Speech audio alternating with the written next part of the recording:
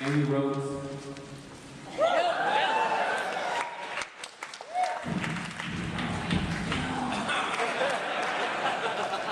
So ladies and gentlemen, a big warm Harvey milk welcome for Dustin Lance Black.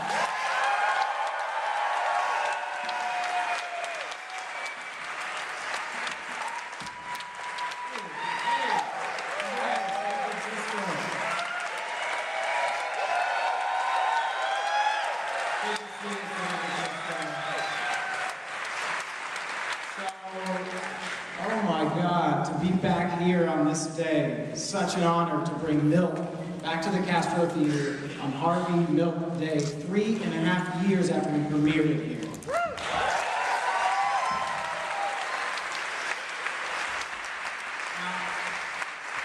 You know, I haven't actually seen the movie since, and I remember, because I didn't want to spoil, I probably will never want to spoil that moment, maybe today.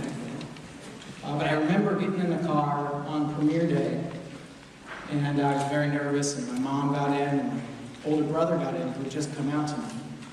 And my little brother, we drove here, and I remember seeing, we drove down Castro, I remember seeing the big Castro Theatre lights, and the big red carpet, and all the press that showed up from LA, and all the stars that had shown up, and I thought, God, you know, we should be so excited, we should be so proud that we finally did this thing that Hollywood had always said is impossible. We brought Harvey Milk to life for everyone. And they'd always said,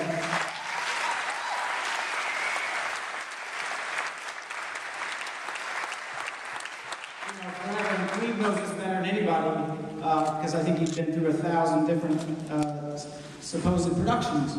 But we finally were able to get a popularized version, because Hollywood always said you can't have a gay leading man, a gay hero, it just won't work, and we did it. But I'll tell you, as I got out of that car, the thing that I'll always remember aren't the flashbulbs, it was the ocean of protesters across the street.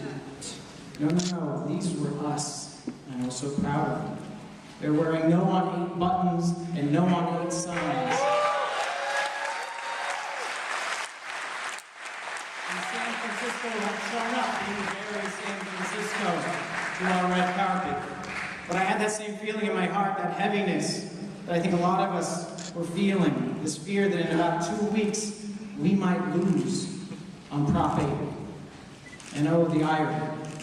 There was painful irony that we're about to premiere a movie about a man who was able to defeat a statewide initiative against gay and lesbian people. He was able to win because he had a political philosophy about outreach and education, about not being satisfied with crumbs, about holding our politicians accountable, about saying we have to take this fight to the federal government, and even demanding that our President Jimmy Carter acknowledge that we are equal.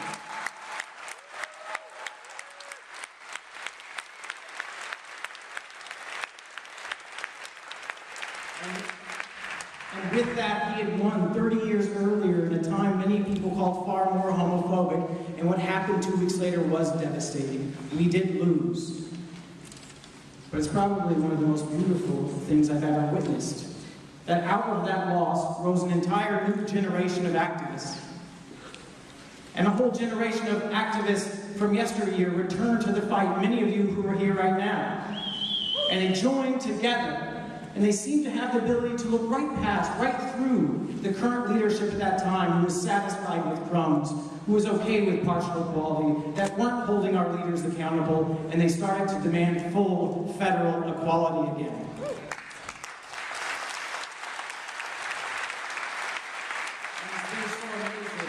It's been so amazing to watch it since that 3.5 years ago, to watch the progress we've made by demanding everything.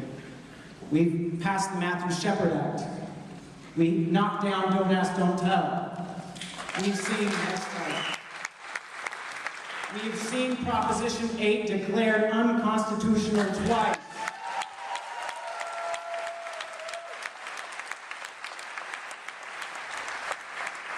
And we know that that's going to the U.S. Supreme Court, and by following Harvey's lead, we know that that win will apply to all our brothers and sisters in all 50 states.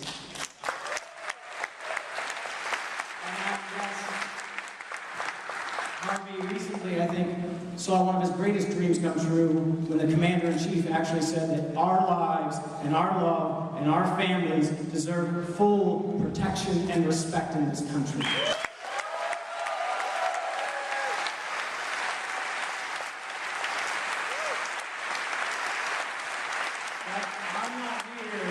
I'm not here tonight to look at our successes and pat ourselves on the back and say congratulations. If we start doing that, we're going to get in the same mess we were in 3.5 years ago. We got a lot more work to do.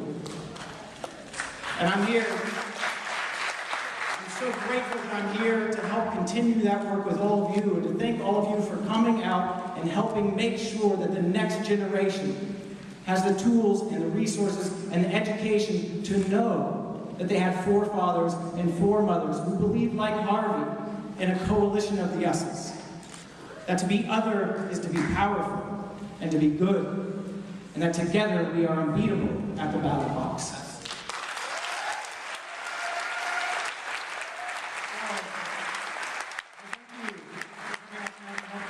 Continue this very, very important work. It is a great honor to be here.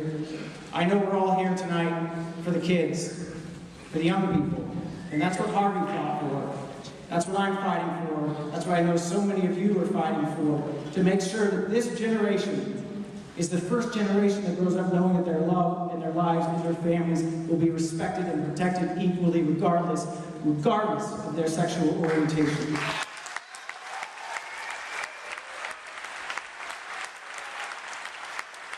And that they know, that every single young person knows that there was a man named Harvey Bernard Milk who died so they could know hope.